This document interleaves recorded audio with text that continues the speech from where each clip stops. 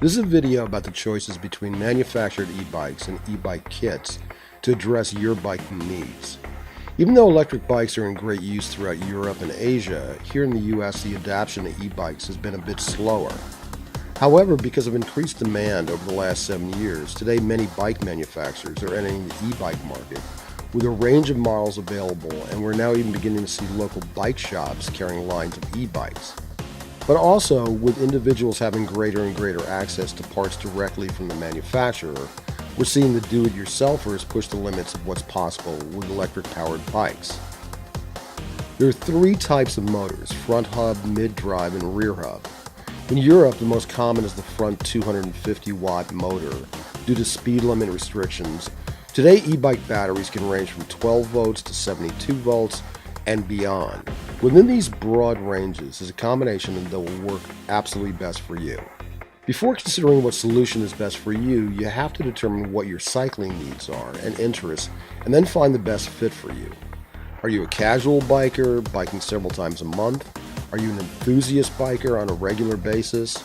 Are you interested in commuting or off-roading? What's the terrain that you need the bike to deal with? This is really important. Flat, mountains, damp, dry. How far do you need the bike to go? Do you want the bike to be a scooter with no pedaling, just use the throttle? Or are you interested in riding it like a bike? All of these questions should be answered before you make a decision about choosing an e-bike solution.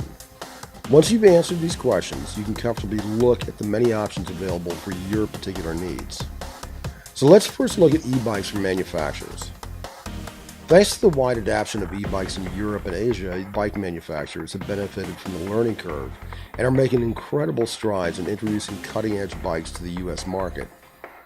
Manufacturers such as Faraday, Specialized, Trek, Raleigh, Bosch, iZip, Pedigo, and many others are helping to introduce the benefits of e-bikes to the US market with some amazing bikes.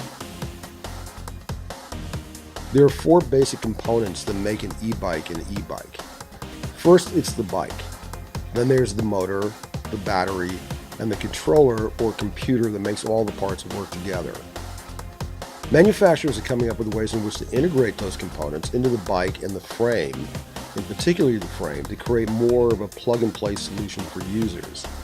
With that comes some trade-offs. The average manufacturer is creating bikes with motors that range typically from 250 watts to a maximum of 750 watts, and batteries that usually max out, but not always, but about 36 volts. Typically, this is more than enough power and more than enough range for the average user. With this turnkey approach also comes a higher price tag. It isn't until you get into the e-bike kits and the do-it-yourself kits that you have access to much greater power and much longer ranges. In the last 10 years, there have been a group of manufacturers that have concentrated on the e-bike kit market, and through their advances have made it possible for people to convert a regular bike into an e-bike in a matter of hours, and usually at a reasonable price. Once you look into the kit market, you begin to see motors ranging from around 1,000 watts to 10,000 watts and beyond, and batteries ranging from 48 volts to 72. Some of the companies leading the e-bike kit charge are Bionics, Dillinger, Curry, Ego, Golden Motor out of Canada, and a whole lot more.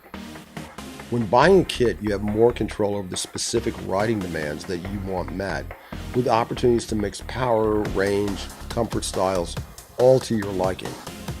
Whichever choice you make, choose the right fit for what you want out of a bike. E-bikes are a great contribution to our contemporary transportation toolkit, and it can work for you.